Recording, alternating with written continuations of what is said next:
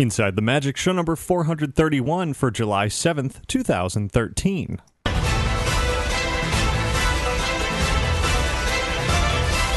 It is Sunday, July 7th, 2013. This is show 431 of Inside the Magic, and as always, I'm your host, Ricky Briganti. Got another great show packed with a whole lot of Disney and other fun. A lot of great interviews to share. Before we get to all of that, I invite you to visit our website over at InsideTheMagic.net.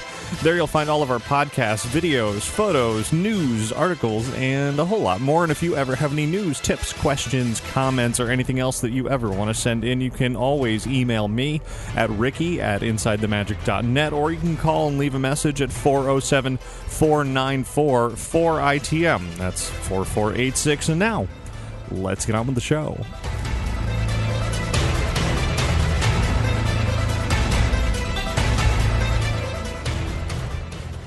This week's episode of Inside the Magic is brought to you by Magical Travel.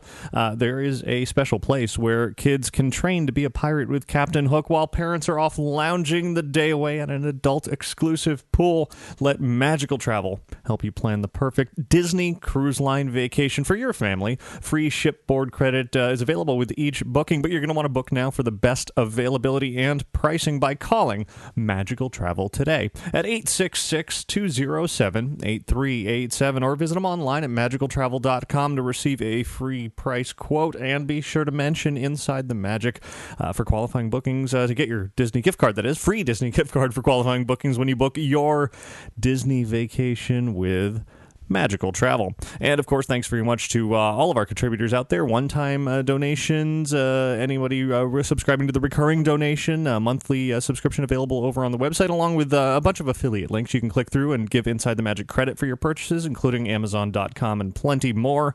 And, well, I thank you for all of it. And now let's get started with our trip around the world.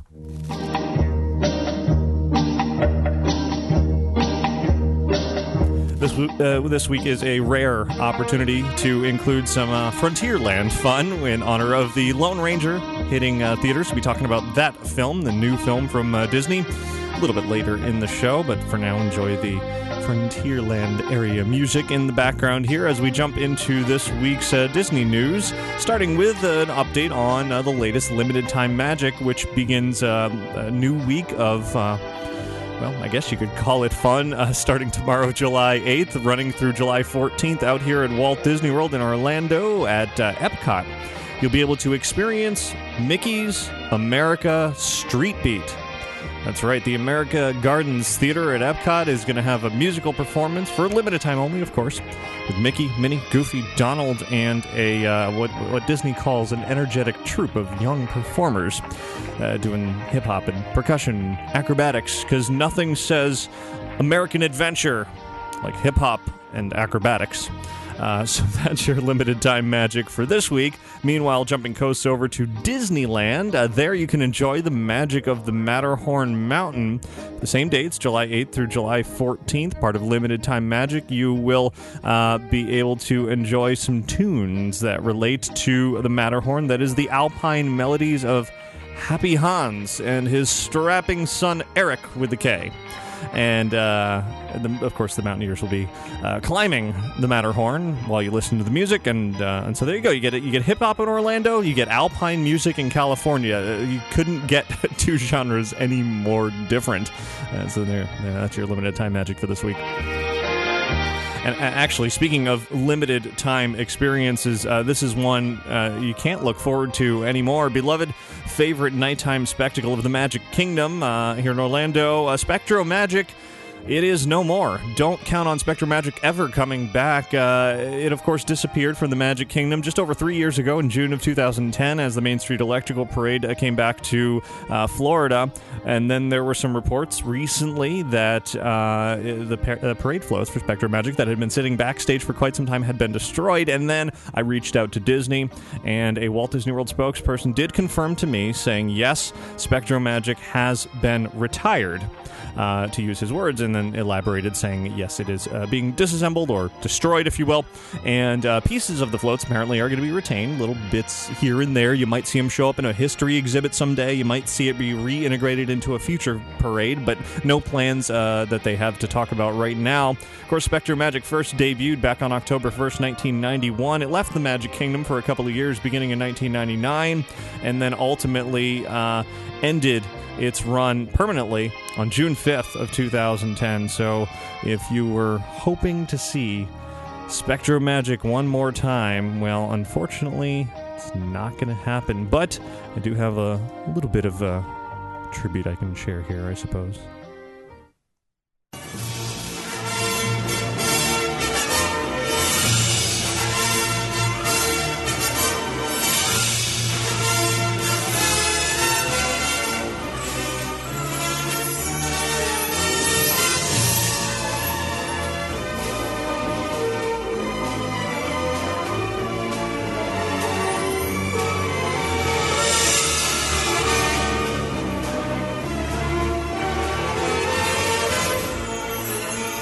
Personally, I like the Main Street Electrical Parade better, but I know a lot of you folks really enjoyed SpectroMagic, so sorry, it is seemingly gone forever.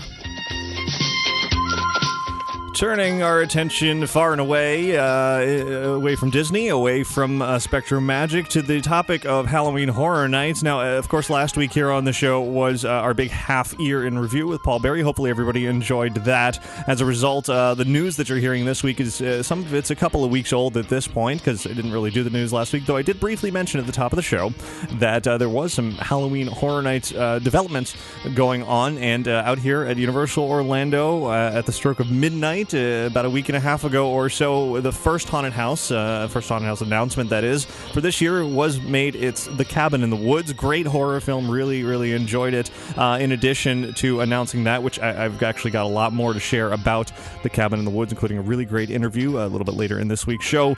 But just sort of jumping ahead here a little bit about Halloween Horror Nights, the theme for this year's event seems to be showing up on the new website that Universal has launched. What evil has taken root?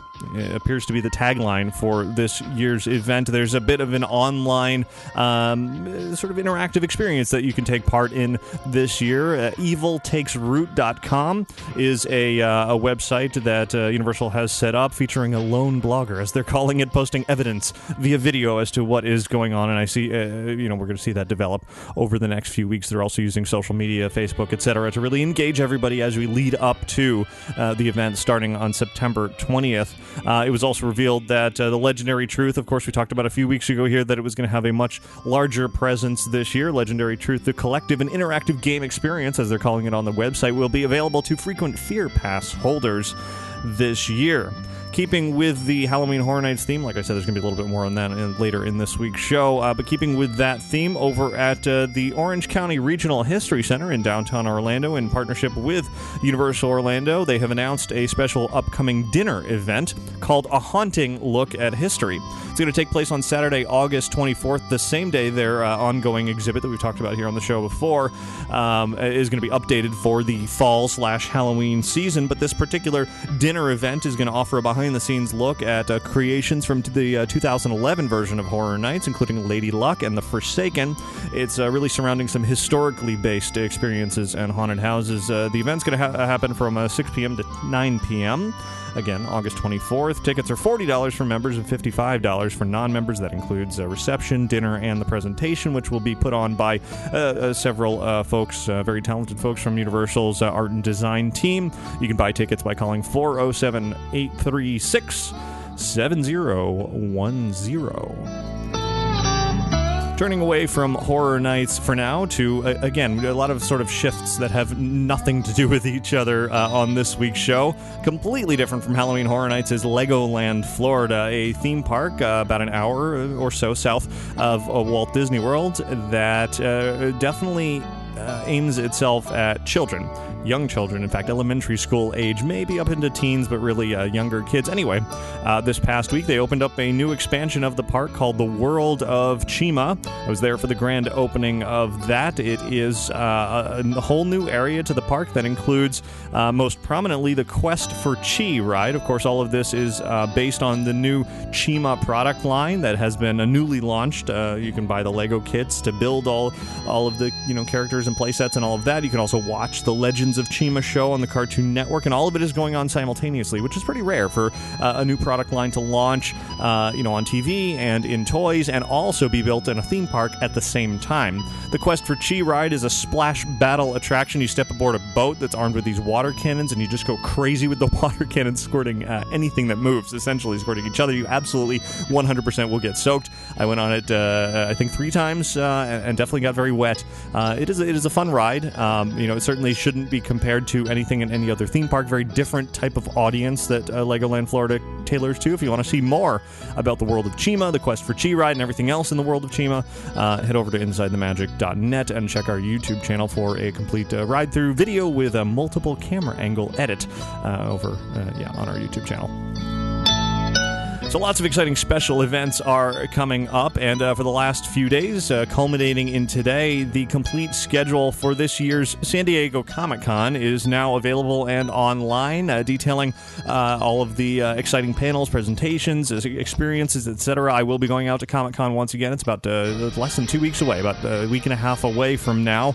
And Disney's presence at Comic-Con this year, not as big as in previous years, because, of course, the D23 Expo is coming up in August. But that's not to say that Disney is not going to be there at Comic-Con. They're going to be offering first look at ABC's upcoming Agents of S.H.I.E.L.D. TV show. Marvel's going to have a big Hall H panel featuring Thor 2 and Captain America 2.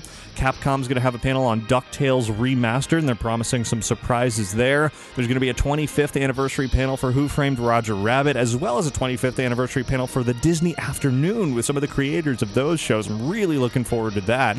Disney Channel's going to be there with a variety of shows, and Disney Infinity, the upcoming Disney interactive video game, is going to have a tour stop down the street from the convention center in the Gaslamp District. So you can head on over to InsideTheMagic.net now to see a full schedule of everything related to Disney, whether it's Disney directly or Star Wars or Marvel, and then certainly follow along not only on the website but on Twitter and Facebook and YouTube once Comic-Con hits about a week and a half from now. I'll be there for all 4.5 days covering not only Disney but really everything that I find to be fun and interesting about it. It is a great time, and I am looking forward to it. And yes, I'll be doing the Walking Dead Escape obstacle course zombie experience again. That video has really taken off. I think it's got like 1.5 million views, and so I'm sure everybody is eagerly waiting for me to make a complete fool of myself running away from zombies all over again.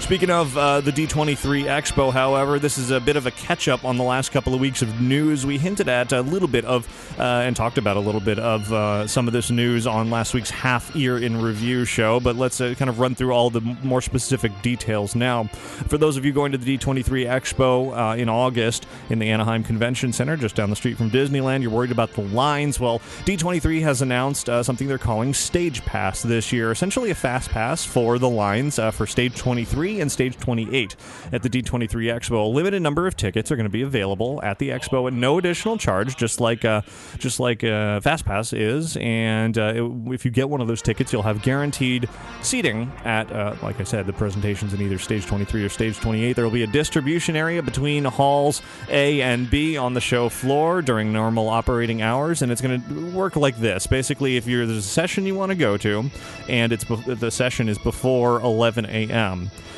there are no Stage Pass tickets for that. You simply go to that presentation.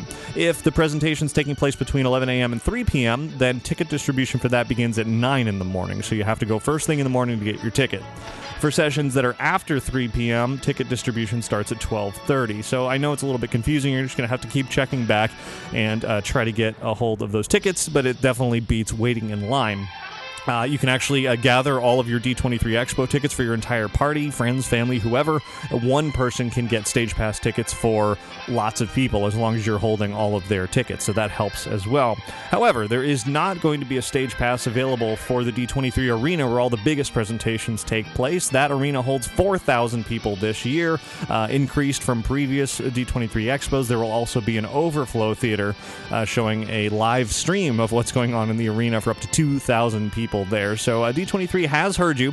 They understand that the lines at past D23 Expos have been very long and very frustrating, and so they're trying to make that a little bit more tolerable. But if you really look at any convention out there, anything, whether it's as big as San Diego Comic-Con or some of the smaller, similar Comic-Con style conventions, or really specific, like BotCon for Transformers or anything like that, there are just lines and lines and lines no matter what. It's not just Disney. So you kind of just have to accept the fact that you're not going to get into everything. The schedule is very packed this year, as it has been, even more so with what I'm about to talk about, and just to sort of go into it knowing that you are not going to see everything at the D23 Expo. It is simply impossible. You just have to pick and choose what are the presentations that you really, really want to go to, and then wait in line for those, and then that's just how it goes. So along those lines, this year, Walt Disney Imagineering is celebrating their 60th anniversary at the D23 Expo with a series of panel discussions and presentations, along with an elaborate show floor presence. All of that sounds great, right? Well, guess what?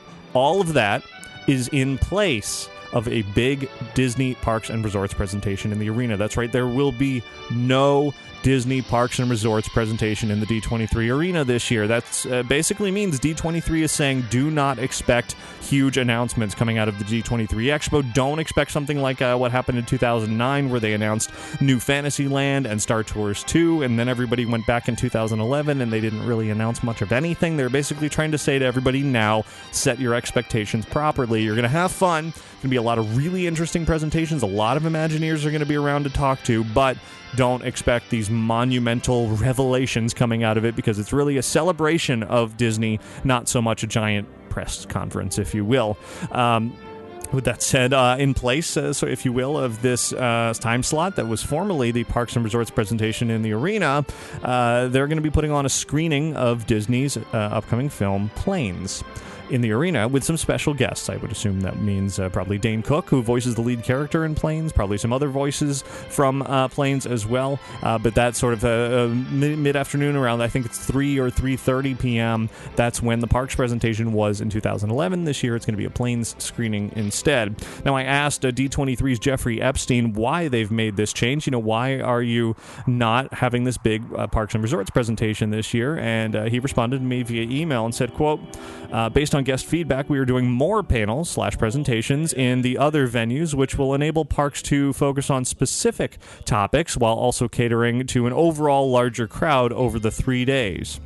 End quote. So that's makes sense. They don't want to have one giant presentation. They want to have a lot of sort of smaller presentation, but he even went on to say that they're not even really smaller presentations. He continued, quote, as for smaller, please keep in mind Stage 23, where many of these presentations are happening, is 2,000 seats, which means on Sunday alone, there's a total capacity of 10,000, more than double the arena, end quote. And, that may be a little bit of fuzzy math there, but overall, if different people were to flow through there throughout the day, then yeah, it would total 10,000 potentially over the course of everything. So what are these presentations that Imagineering is going to be putting on? Well, they haven't announced all of them yet, but they're going to include the art and artistry of Alani, including Imagineers Joe Rohde and Jeanette Lomboy, Mayhem, Mischief, and Monkeys, The Magic of Mystic Manor, featuring Imagineer Joe Lancicero. That should be a really great panel. I'm definitely looking forward to that one. Another one called Undiscovered Disneyland, hosted by legendary Imagineer Tony Baxter. Another broadcasts from Buena Vista Street, talking about featuring a live performance of the Scary Symphony from the radio station KBVS, and a panel discussion with Imagineers as well. Disney Ambassadors panel. Voices of the Disney Parks will be returning again this year. And then Charles Phoenix, a retro historian, will be giving a presentation along with several others. As I said, there's 12 unique presentations total from Imagineering across Stage 23 and 28. So really a lot to look forward to. In addition, there's going to be a large show floor presence, as there has been in past years, featuring ride engineers, model builders, pre-visualization artists, special effects designers, inventors, and show animators in sort of their individual workspaces, showing you how Imagineering works. And they have said, D23 has said there will be clues, as they're calling them, to future projects hidden amongst these workspaces. There's also going to be an art library that's going to include all kinds of pieces from Imagineering history, including Herb Ryman's original drawing of Disneyland. I've seen that at Imagineering years and years ago. It is stunning. So I'm really looking forward to seeing that again. Of course, Mickey's of Glendale, the store, will be back once again. And plenty more information still to come about the D23 Expo, including more arena presentations, this year's Disney Legends, and a lineup from the Walt Disney Studios. All that will trickle in over the next few weeks.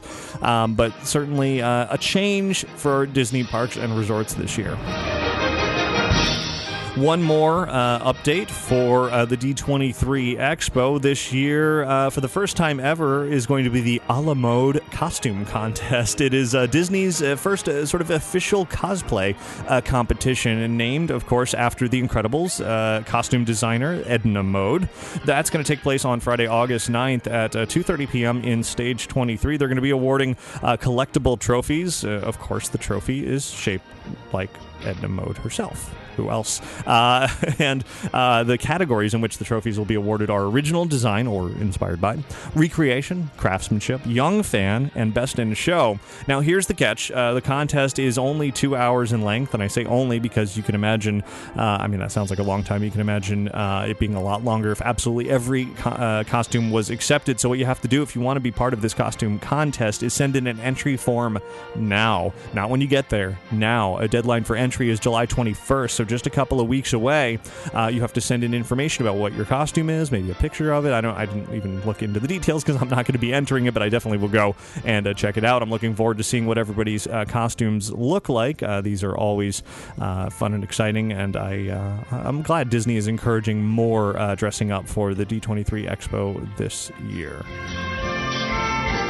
Moving away from that now, you remember the old Disney California Adventure entrance with those big California letters spelled out in front of the park? Well, those letters are back, but not at Disneyland. They're at the California State Fair, which begins just a few days from now, July 12th, runs through the 28th. So if you miss seeing those California letters, well, Disney had given them over to the state, and now you can see them there instead.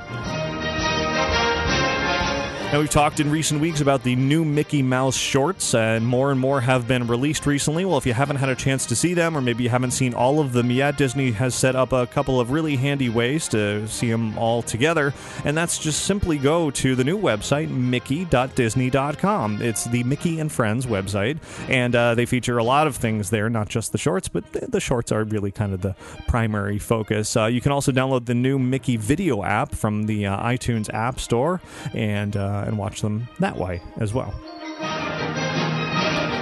And on the executive level, Disney, over the last couple of weeks, at some point, announced that Bob Iger, chairman and CEO, is going to remain chairman and CEO of Disney through the new date of June 30th of 2016. Previously, Iger had announced he was no longer going to be CEO as of March 31st, 2015. So he's getting more than a year extension on that. Seems like he's going to be watching over a number of projects that maybe he wants to see through to completion.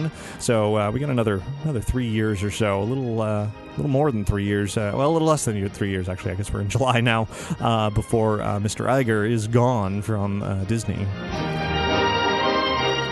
And last little note here in the news section, recently showing up at my door 5 weeks after I joined the ranks of the Empire during Star Wars weekends.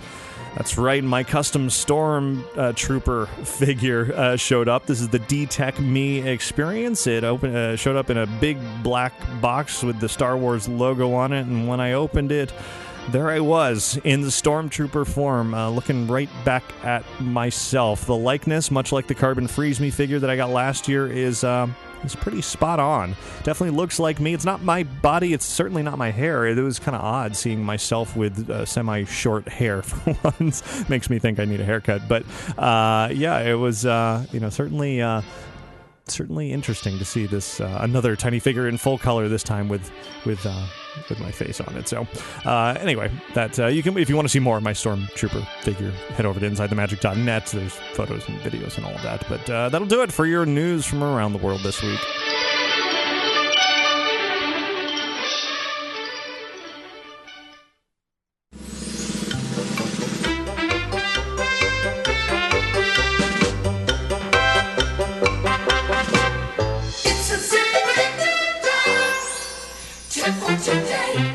This week's tip comes in from David, who is responding to the tip from a couple of weeks ago. David writes, the listener, I don't remember the name, had mentioned getting in a second line of registers at counter service restaurants to ensure potentially not having to wait in long lines. I just wanted to say that the same is true for a baggage/security check at the front of each park. Each security guard has a table that you can use either side to enter and will alternate between the two sides regardless of who has entered first. If 10 people are on the right side and you walk up to the left, you'll be the next person to be checked.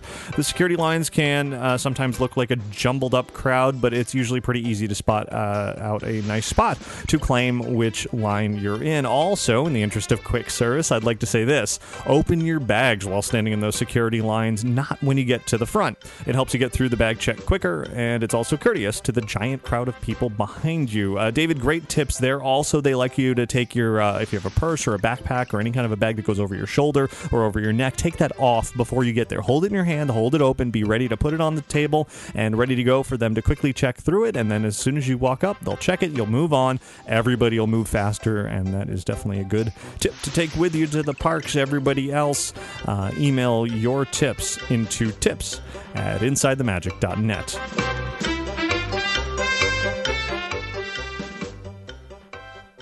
Now, this week we have a lot of really exciting features to get to, from the world of movies to theme parks and beyond. Before we get into all of that, I want to mention Capturing Magic. It's a pair of iPhone apps that are the ultimate tool for documenting and recording the magic of your Disney vacation. Whether you're at Disney World or Walt Disney World, that is, or Disneyland, Capturing Magic offers a helpful list of photo opportunities and memories to capture before, during, and after your trip. It is the perfect way to ensure that you don't miss any of those magical moments, because while you're in the parks, you have a list of desired photo opportunities that you've set up. Well, the app is going to remind you when you're near those locations, and then when you take that photo, you can use the app to mark off who's in the photo, what camera you took it with, and then later you can organize everything much more easily, even emailing yourself a list of all of the photos that you took during your trip.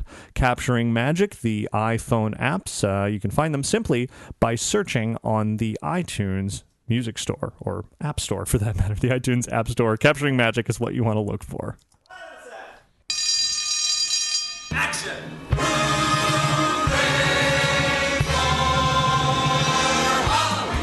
Inside the Magic is proud to welcome you to the Great Movie Review.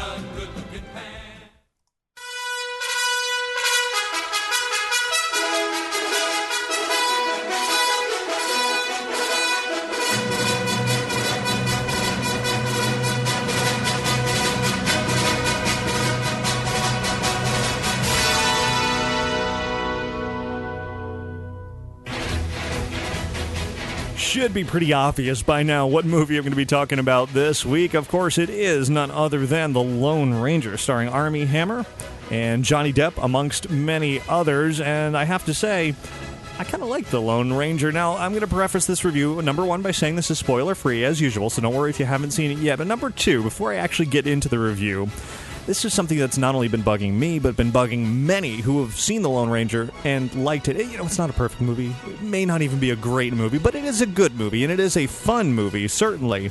But there are many journalists, critics, whatever you want to call them out there, that are really excited and happy to be writing about the fact that this movie's not doing very well, and it almost is as a result of the fact that they've been just blasting it, seemingly unnecessarily. A lot of people are comparing it to what happened with John Carter, except in that case it wasn't marketed very well, and then the reviews were tending to be positive, but Disney just couldn't do anything else. This time, I think the marketing for The Lone Ranger's been reasonably good. Kind of makes it look like just just a fun Western summer type movie, certainly playing up the fact that Johnny Depp is in it.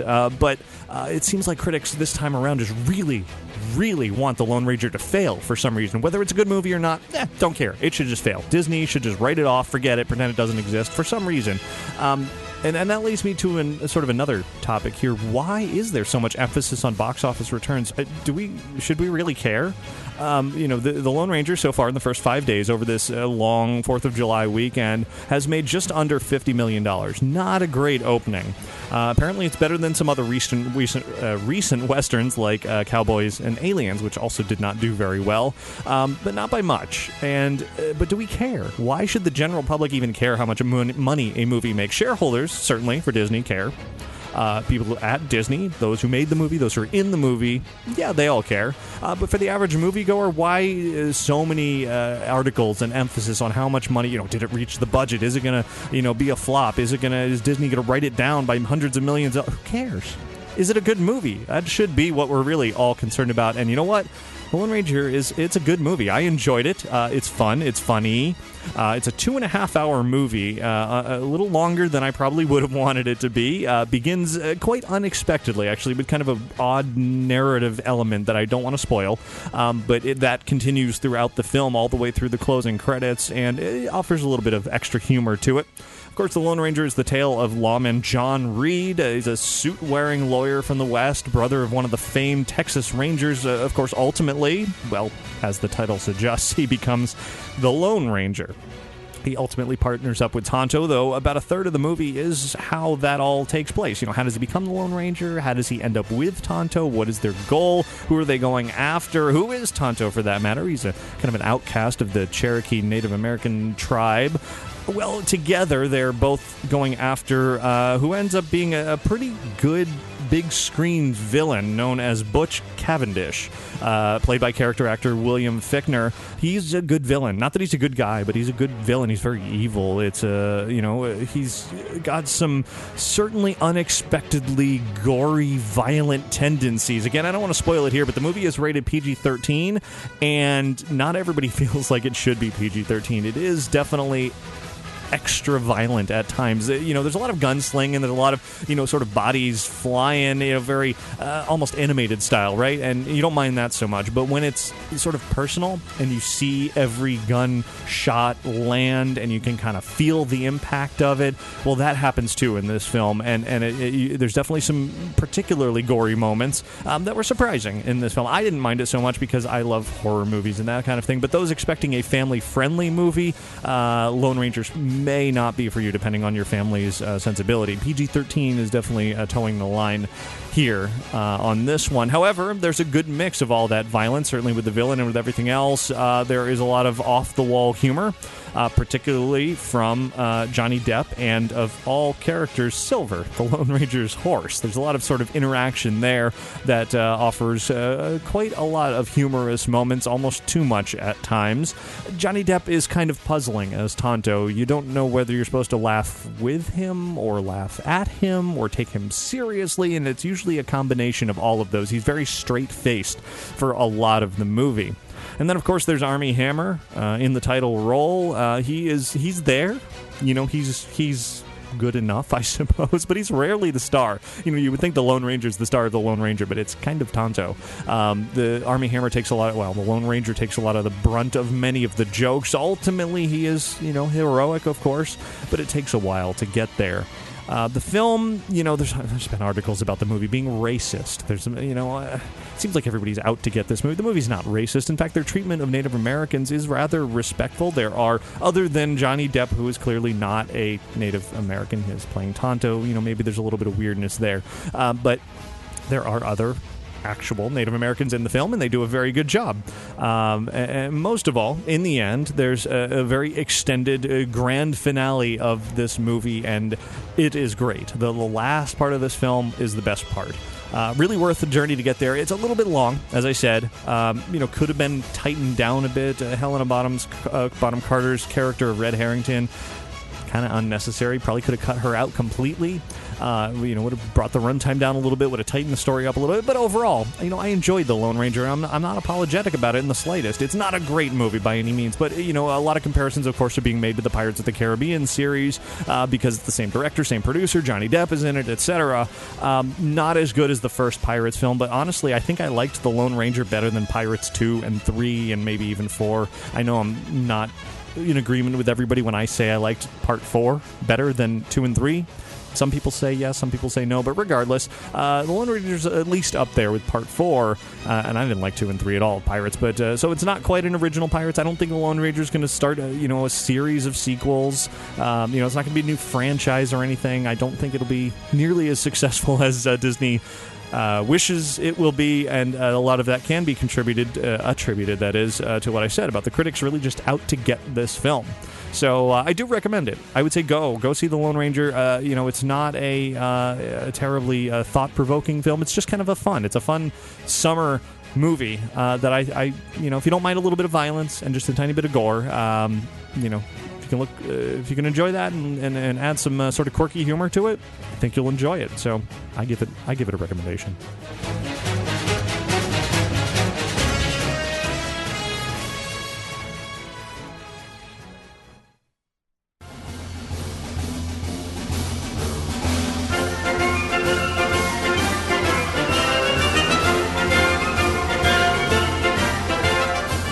So since this is the first regular show of Inside the Magic in a couple of weeks, as I said, we did the half year in review last week. Got a little bit of catching up to do. I have some really, really great interviews to share here from a special event that took place on the Walt Disney Studios lot a couple of weeks ago. The Walt Disney Company held a special ceremony at Stage 1 of at the Walt Disney Studios in Burbank, California.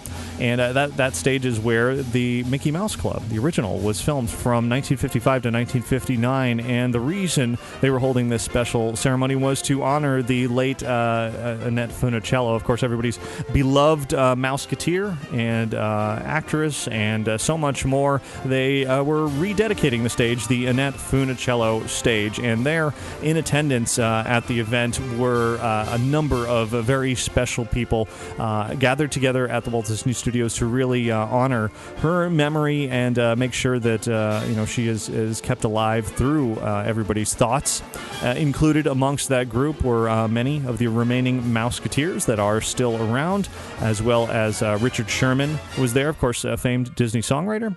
Tim Considine and David Stollery were there. That's Disney's Spin and Marty from decades ago. Frankie Avalon was there, co-star of Annette Funicello's many beach movies. And Disney CEO Bob Iger was there as well, and he spoke. You can see a video of the full dedication ceremony over on InsideTheMagic.net and on our YouTube channel. But now I want to bring you some great interviews that took place there at the ceremony with some of the folks that I just mentioned, looking back and remembering Annette and what she was able to sort of offer to them the first time that they met her, etc. For this event, I was not in California, but I did send Josh Dawes out there to cover it, so you'll hear his voice talking to a variety of Disney celebrities and legendary figures, starting with Richard Sherman. Again, Disney songwriter, of course, from the famed Sherman Brothers. Unfortunately, his brother passed away fairly recently, but Richard Sherman is still around.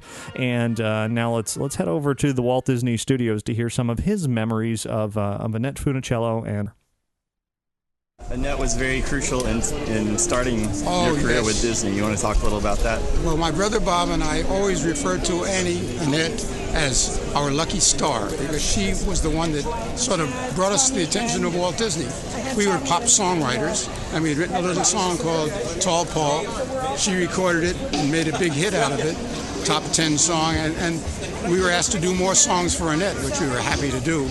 And we became close friends. She was like our kid sister. We just adored her very much, and we wrote a lot of things for her, and one after another became successful. Next thing we knew, we got a call from the Walt Disney Studios to come out and write a song for Annette to sing in a film. And that was where we met Walt Disney, and that was our big break because he liked what we were writing. So we kept writing new things for her, and then we were writing for Haley Mills and other people. Next thing we know, we were on staff and then we did Mary Poppins, and of course that made our career. But it was Annette Funicello, a little girl, that her charm and beauty and her personality gave us our start.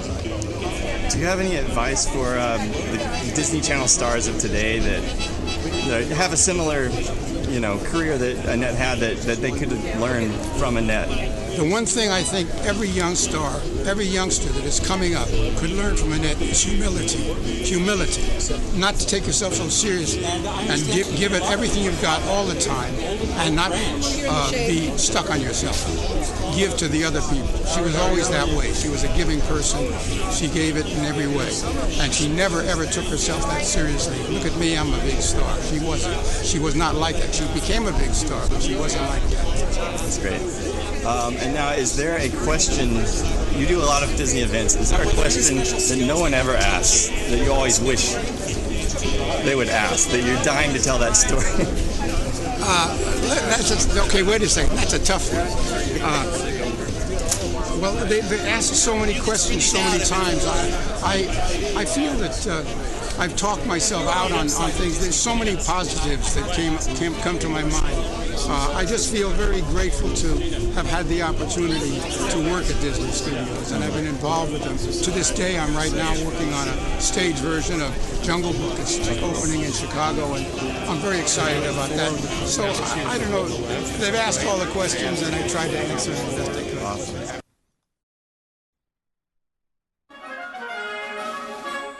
That was Richard Sherman. Great memories there of how Annette Funicello started his career. Now let's hear from two more folks who were a big part of Disney's history. Disney's Spin and Marty. Their real names, of course, are Tim Considine and David Stollery, and they have a great story to tell about Annette Funicello as well. Do you have any favorite memories of Annette you'd like to share?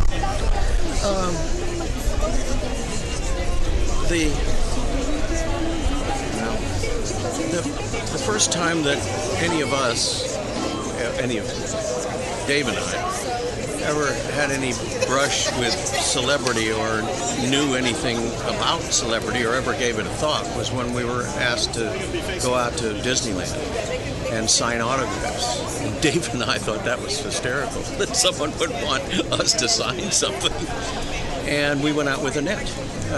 She had been in our show. And I think it was the second year she was in our show. I'm not sure about that one. Yeah, I think so. Anyway, we did go out there, and I remember it scared the heck out of us for one thing when they opened the door, and there were literally thousands of people. And we went, what do they want? And so we all dutifully signed autographs for these people in big long lines, and Annette was between us. That's right. And she took forever to sign her name because every letter was so well rounded, and Annette Funicello. She just signed Annette. So we could do 2 or 3, 4 signatures by the time she finished T-E Ross. And I remember that. It was how sweet she was. Yeah, but I remember, you and I got ours down to a quick scroll. Oh, yeah.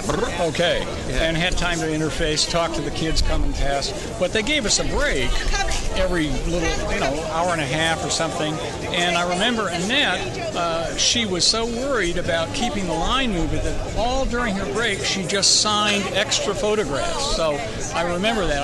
That's dedication. Right. She was a very sweet lady. She was a very sweet little girl, and she grew to be a very sweet lady. A seriously sweet lady. Thank you. I have to tell you, I haven't shown my kids Spin and Marty yet, but I showed them the Hardy Boys. They're 4 and 2, and they loved it. So I'm looking forward to showing them Spin and Marty. Yeah, my son watched the Spin and Marty. It must have been a really weird experience. I bet, yeah. Yeah. I remember once I was in something where I was killed. And he was just a wee little boy, and he's 33 now. So I thought, well, gosh, if he sees this and he sees Daddy, Papa, he called me, if he sees Papa, right, get knocked off, it's going to scare him, And so I did the whole scene for him before he saw it on television. We were right in front of the television. I said, this is what's going to happen. The man's going to shoot, and Papa's going to fall over, but it's just playing. Nice.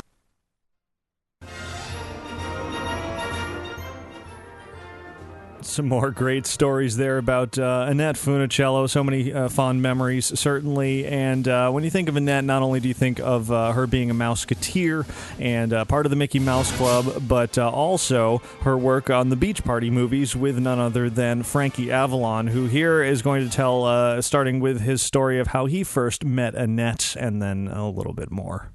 It was very memorable for me because I was working and she was working for another mutual friend of ours, Dick Clark.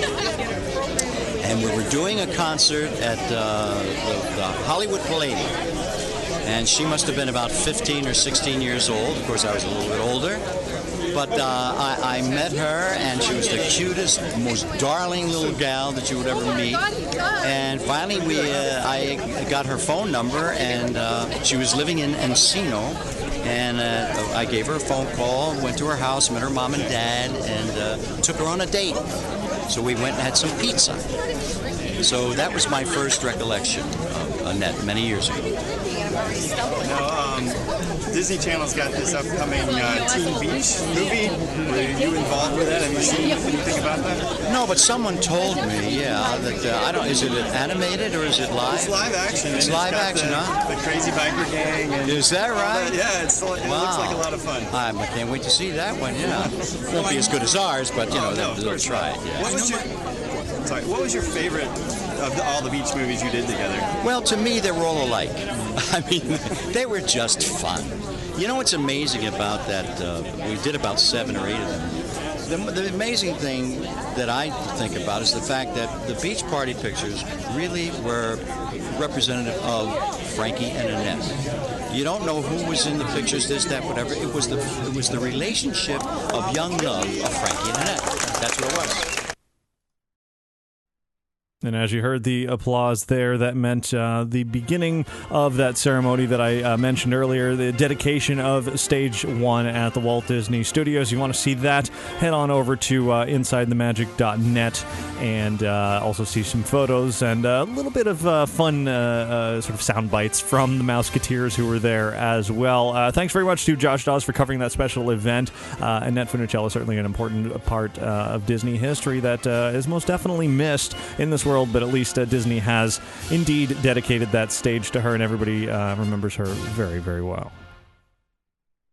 Now, before we move on, again, as I said earlier, kind of a lot of odd shifts here, a lot of segues between topics that don't really go together to sort of split that subject up from the next one, which is decidedly different than the Mickey Mouse Club. I actually want to talk a little bit here about touringplans.com. If you are tired of waiting in theme park lines, avoid them with a personalized, computer-optimized plan from touringplans.com. When you're planning your next trip to Walt Disney World, Disneyland, or Universal Orlando, you can use touringplans.com's crowd calendar to pick the best and least crowded days to visit. And then once you're in the parks, you use their mobile wait time app, which is based on years of data, to determine when throughout the day to hit each ride or show or other attractions with the least time spent waiting in line. And you could save 20% off of touringplans.com today by using discount code ITM to start planning your stress-free vacation today.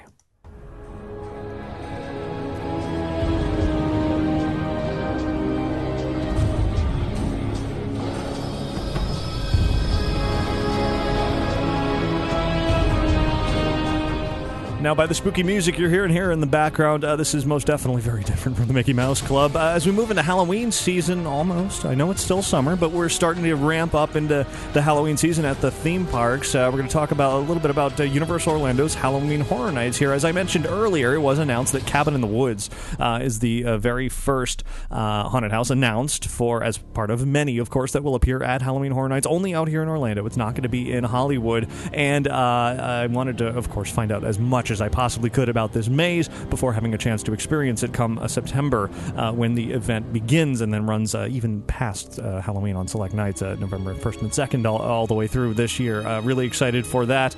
But who better to talk to about this new upcoming experience than the guys behind it? And that would be Mike Aiello, who's the creative director for Halloween Horror Nights, as well as another guy, well, you know, he might say he's a little bit famous in Hollywood. His name is Drew Goddard. He was the director of Cabin in the Woods. That's right. I had a chance to talk to both of them, mainly in order to write my latest article for foxnews.com/travel. You can head on over there to see sort of the result of this conversation in written form. But in addition, of course, I wanted to share a few extra tidbits. There's only so much room in an article, but there's a lot of hilarious moments as I talked to this pair of guys on the phone just about a week and a half ago. So for those of you who have not seen Cabin in the Woods yet, be aware that this has some spoilers in it, but it is, of course, a horror movie. You kind of know what's going to happen, bad things, and that's what we'll carry into Halloween Horror Nights. So anyway, let's go over to my conversation with Mike Aiello, and director of Cabin in the Woods. Mike, why Cabin in the Woods? What's unique about it? What does it bring to Halloween Horror Nights? Oh, man. I told this to Drew when we first met, months ago now. The minute I saw the movie in theater, it was perfect for Halloween Horror Nights. It has every ingredient that we want in a maze, whether it's a licensed property or an original maze. It has varied environments, you know, the cabin and then the facility portion. Varied characters throughout, which is something that we kind of really, you know, want to do with any of our mazes.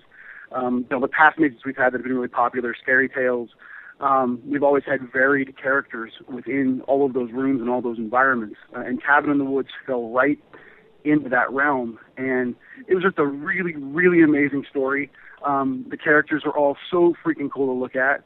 And like I said, it was just the minute I saw it, I wanted to try and translate that into an experience that guests would be able to walk through and be terrified by all of these amazing creatures in real life. As you're going through the movie, obviously there's multiple things going on around the world. It's not just this small group of people. It's sort of the same experience worldwide. Are we following just the sort of American side of things? Yeah, in talking with Drew and in how we kind of wanted to tell the story, the one idea we have that we're still trying to work through how we're going to tell this, whether it's through queue line or if it's just going to be in the maze itself. The one thought that came to the table was that the guests would be kind of new hires to the facility. And it's more like an orientation thing. And all of the events in the film are happening in real time. Okay, so it's a different perspective than following the characters in the film. Exactly. We're kind of taking almost a third-person view of what's going on, right down to the moment the purge button is hit. Got it. Drew, when you and Joss Whedon had your kind of marathon writing sessions for Cabin in the Woods, did you ever once consider that you would, you know, after the movie was over, you'd be able to then revisit it and go to these places? I mean, it was certainly always the dream. You know, I don't know how far we thought the reality would go, but we always wanted Cabin to sort of take on its, you know, a life beyond us, because it just felt like such a rich universe where people can drop in and have their own fun, and that's the sort of thing we always wanted. Do you plan on visiting the maze, maybe giving a few scares? Yes. Yeah, no, I wouldn't miss it. I'm too excited by it. It really is one of those things that you're like, I can't believe this is happening. I'm just so happy that you know, the film has continued to live on. That was always the dream, and it's fun to see it come into reality. Yeah, and the great thing about the maze is, again, you know, placing what we do every year whenever we do a licensed property is how can we put those guests into that movie, into that mindset, you know, for the span of time that they're within the maze, whether it's, you know, in our sound stages or our you know, our B79 facility. And with Cabin in the Woods, you know, it is just like trying to find the most amazing moments out of that movie and portraying them. You know, you're gonna see the cubes, you're gonna see you're gonna see Merman, you're gonna see, you know, Hell Lord, Fornicus, the god of torture and pain. So you get all the characters that you saw in that movie are going to be right there in front of you in living color as you go through. And the maze has an awesome it kind of follows the film where there's this really cool ramp up that happens where it's almost calm and serene in the the first maybe 10, 20 seconds as you're going through the maze, and then things start going to hell pretty fast, and then halfway through you're clued into the fact that purge button has been hit, and you find yourself in the elevator hallway, and boom, there it is, covered in blood, characters flying out of elevators, and it is the movie as close as we can possibly get it. Should we expect a tantalizing two-way mirror or maybe an uncomfortable moment with a wolf's head? I'm going to be there making out with the wolf head, much to Universal's objections. But that was the deal. I get to make out with the wolf's head if we're going to do this. Yes, that was the last line in the contract deal. It was written in pencil. But yeah, no, we're having so much fun and working with Drew and with Lionsgate again. I mean, this is our second go around with Lionsgate. Having done Saw years ago, and they could not be better in this process, working with us and being supportive of what we want to do.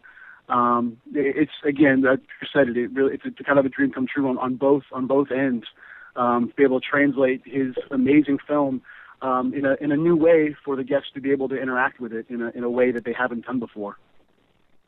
There's like 60 different monster types in the film. Are they all going to be in there, or did you pick your favorites? We definitely, working with Drew. We gave the draft to Drew and had him give a once over of it, and if there was anything in there that we had missed or that he wanted to include, he was able to. But we kind of picked the ones that are seen probably the most in the movie. And then there are a couple instances where we were kind of keying out a few things that were on the video screens that were in the control room. Mm-hmm. And so I think it's a good variety, and it's definitely the ones that stuck out with the fans. Me being a fan, it was kind of that simple. Well, again, like with everything we do, what would I want to see as a fan of that movie? How would I want to experience that maze? And that's what we did. Can I throw out the word unicorn? The unicorn is one of my favorite parts in the movie, and that is represented in a manner in the maze. Okay. Yeah. The tricky thing about unicorns is that they do actually stab people, so there's a safety issue involved. We've hired unicorn wranglers who are also just as mystical. They just get so mad, so it's a whole legal problem. We've been trying to keep it quiet, but it's getting too tough. The end of the film, obviously, after the purge has begun and the monsters are going crazy, it is incredibly over-the-top gory, but also still somehow lighthearted and comical. Are we going to see that same sort of mix? Is it going to be really gory, but not sort of gross out? There will be there is a lot of gore in this maze. I mean, again, the elevator chamber, literally from floor to ceiling covered in blood, and we're replicating that as best we can. I will say that the end of the maze will not mirror the film per se, just because we don't have 1,000-foot tall demon gods that can obliterate the guests as they walk through. Right. Yes, we don't have that stuff. But in tradition with how we end our mazes, it will be an onslaught of a lot of the characters that you've seen. And I will say we were given special permission to include a couple of characters of our own design in the finale. Because why not? If they're trapping all of these monsters in a facility, why wouldn't we find maybe one or two that are of our own creation? That's all I'll say, though. Yeah, one of the fun things about the Cabin universe is that it really does allow you to work anything within the genre of horror can fit in the universe. And so I said early on to Michael, like, don't be slavish to the film. The whole point of the film is to expand and have fun outward, and just have fun. Just put whatever the hell you want in there. It's going to work. Has Joss Whedon been involved at all in this? His involvement is very similar in the sense that he couldn't be more excited, and when he hears what they're doing, he goes, "Oh my God, that's fantastic!" And that's the coolest thing I ever heard. Drew, do you hope when guests come stumbling out the backside of this maze, are they screaming, laughing, crying, any other sort of emotion? I would go with all of the above. Screaming, laughing, and crying. sounds about what we always wanted for a cabin viewer. Dogs and cats living together, mass hysteria. Mass hysteria. How is this, if at all, going to tie into the overall scheme of the event this year, theme otherwise? Much like last year, our mazes are singular events. We're not trying to link all the mazes into one overall story. The mazes are singular. The cabin is cabin. And when you walk in, that's what we want you to come out, come out on the other side with, is have the experience cabin. The event itself has its share of surprises and some things we haven't done before, some applications that we haven't done before. But again, all that stuff we are going to get to in the coming months, hopefully in some new facets, in some new avenues, message-wise, that we haven't done before. Thanks very much to Mike Aiello and Drew Goddard for taking the time to talk to me about Universal Orlando's upcoming haunted house, Cabin in the Woods, for this year's Halloween Horror Nights. As I said, I'm absolutely, definitely looking forward to experiencing that and the others that will surely be announced in the near future. I'm hearing rumblings that an Evil Dead house may be announced this week, possibly next week. We'll see about that. And then, of course, many more experiences to come. It is my favorite time of the year.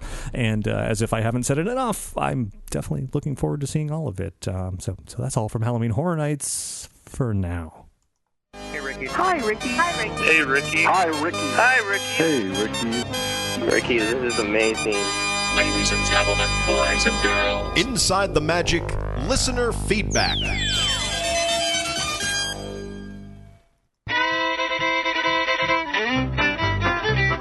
Some more Frontierland music to round out this week's show. We're going to do just a few emails, and then we'll call it a day. I think next week I might do sort of one of those listener feedback catch-up weeks, because I definitely have a lot of emails to share. But anyway, getting right into just a few this week. First up, an email from Mike, who writes, I've been listening to your show for a long time and look forward to it every week. And during the news segment of a show a couple of weeks ago, you talked about the event in Chicago to have breakfast with Richard Sherman at the Goodman Theater. I live near Chicago, and I was unaware that this event was taking place.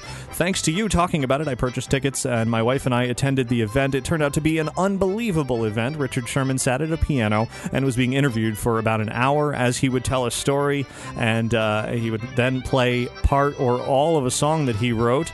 He told great stories about Walt, his father, his brother, Annette Funicello, and all the projects and movies they worked on. During the show, he played many songs. A few include Let's Get Together, Feed the Birds, Supercalifragilisticexpialidocious, Winnie the Pooh, It's a Small World, Tiki Tiki Room, and I Want to Be Like You. He ended the show with a brief Q&A session. There was a time for only about 4 questions. My wife was lucky enough to ask the last question and ended the show with asking Richard to play It's a Great Big Beautiful Tomorrow. So similar to how your show ends. Richard ended his show in Chicago by playing my favorite Disney song. Thanks again for the heads up about the show. Without your podcast, I would have missed this once-in-a-lifetime event. Mike, I'm so happy that you got to go. It's great. I do a lot of sort of mentions of these special events, and I never know if anybody's actually out there paying any attention and actually going to these events after I talk about them, but clearly they are.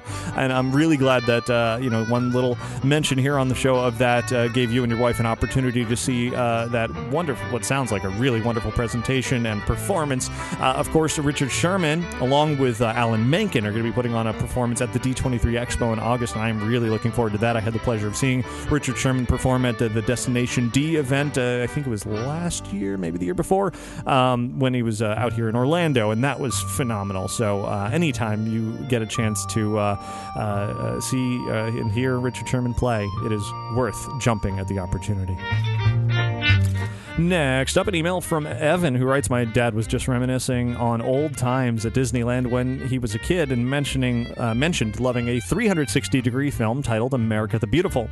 I did some research on it and saw that the then president of Disneyland, George Kalogridis, announced at the 2011 D23 Expo that the film would be returning to Disneyland, and I was wondering if you knew if that was still a planned project. I've also heard some rumors about Disneyland's 60th anniversary, especially regarding the classic classic dark rides, and want to know if you knew if any of those rumors or anything else. Evan, good questions there. That bit at the 2011 Expo was a little bit odd. It was at the end of the Disney Parks and Resorts presentation. Tom Staggs was the host of that presentation. Of course, he's the chairman of Walt Disney Parks and Resorts. He brought out, as you said, then Disneyland president George Kalogridis, who kind of rapid fire went through some things that were potential experiences for the future. And the return of the America the Beautiful show was one of them, though nobody really understood what he meant by it because it went by so fast. He also threw out, well, wouldn't you like to dine in the Haunted Mansion with some Imagineers? Yeah, I would, but what does that mean? So no, I haven't heard anything since. The one thing that was announced at that time was a Fantasy Fair, and of course that is now open at Disneyland, so at least that came through. But as for the rest of sort of those weird, short, random announcements at the end, there weren't really announcements at all. I think that was just their way of throwing something into the presentation because they didn't really have anything else to talk about, which is also probably why this year they're not doing a big Parks and Resorts presentation because, again, they probably simply don't have anything big to talk about, and they don't want to disappoint people. So, and no, I haven't heard anything particularly about Disneyland's 60th anniversary, but if it's anything like their previous anniversaries, I imagine they're planning something pretty fun and exciting. So there's the answer to that email. Thanks very much for writing in, Evan. Now I want to share a voice message. This comes in from Doug. Hey there, Ricky. It's Doug from Pennsylvania, and I was just listening to the recent show where you talked about the video games and Monsters, Inc., and it got me to thinking, hey, I just recently ordered Disney Infinity, or I pre-ordered it, I guess, is how they say, and just wanted to give everybody a heads up in case they are not aware that several places, Amazon included, but go on that Amazon link and support Inside the Magic, you can go ahead and pre-order Disney Infinity, and if you do so, you not only get a decent price on the game, but you will also get bonuses. You will get a bonus figure. The game initial set comes with 3 characters. You will get an additional 4th figure, and you will also get one of the Power Disc packs. So just want to give everybody a heads up while they still can. The game doesn't drop until August. So while you have the opportunity, go click on that link from Inside the Magic and pick up Disney Infinity, grab some extra characters. You might even want to get an extra Monsters, Inc. character. Okay, have a good day. We'll talk to you later. Bye. Thanks very much for calling that in, Doug. A good point. Definitely those pre-order bonuses are a great way to go, whether you order through the Inside the Magic Amazon link or not, which, of course, I prefer that you do. But even if you don't, shop around. You can find some good deals all over. Amazon's got them, Toys R Us, Best Buy, GameStop, whatever. Definitely look for those bonuses. That way you can get some free extra figures and power discs and all that good stuff, so you can have even more to play with when the game does come out a couple of months from now in August. And you can look forward to Disney Infinity being at San Diego Comic-Con in just a couple of weeks, less than a couple of weeks, and a huge presence from Disney Infinity, certainly at the D23 Expo, which takes place, I believe, a week before the game comes out.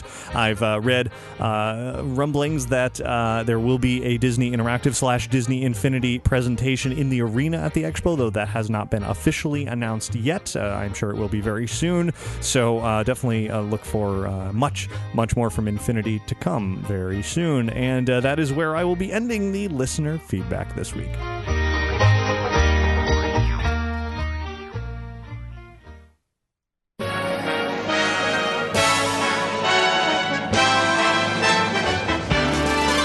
There's a great, big, beautiful tomorrow. And there's that song we were just talking about. Of course, the Sherman Brothers' famous Great Big Beautiful Tomorrow, and the way that we've been wrapping up Inside the Magic for, well, since the beginning, for many, many years now. Anyway, hopefully you enjoyed all the interviews this week. A variety, certainly, from, tributes to Annette Funicello to talking about crazy stuff from Halloween Horror Nights and Cabin in the Woods and horror movies. Those two certainly couldn't be any more different, but I enjoy them both. It's that great sort of, split that you can have in your brain that you can enjoy. Really fun, family-friendly, happy things, and then the complete opposite that's intended only for adults and really insane and violent and gory and all of that kind of thing. That, you can enjoy both types of experiences at theme parks equally for entirely different reasons. So that certainly will continue forward in the coming weeks. There's a lot more announcements to be made for Halloween Horror Nights and other Halloween events as well, but we can look forward to a lot more fun from the family-friendly world of Disney also. I do want to thank Magical Travel for sponsoring this week's episode of Inside the Magic. You can find out more about their services by visiting magicaltravel.com. Also, don't forget to go over to the iTunes store, search for Capturing Magic. It's iPhone apps for Disneyland and Walt Disney World, help you organize all your photo opportunities and magical moments while you're in the parks. And to better manage your time in the parks, head to touringplans.com and use code ITM to get 20% off their services to help you not wait in so many lines. I should also mention, which I haven't been recently much, my own business aside from Inside the Magic is Lanyard Lab over at lanyardlab.com. You can visit that website to see all of the different styles of custom lanyards that we have available, and you can request a price quote today to receive a free digital preview of your lanyard design. Certainly now, and especially in the coming weeks, visit InsideTheMagic.net. It is your source for Disney and theme park news and special event coverage coming up. Comic-Con, D23 Expo, really looking forward to all of that. Definitely follow us on Twitter and Facebook and on YouTube to stay up to date with all of the latest Disney and theme park and convention and all that good stuff between episodes of this show. So thanks to all of you for listening and for watching each and every week. Have a magical week. Bye. Beautiful tomorrow, just a dream away.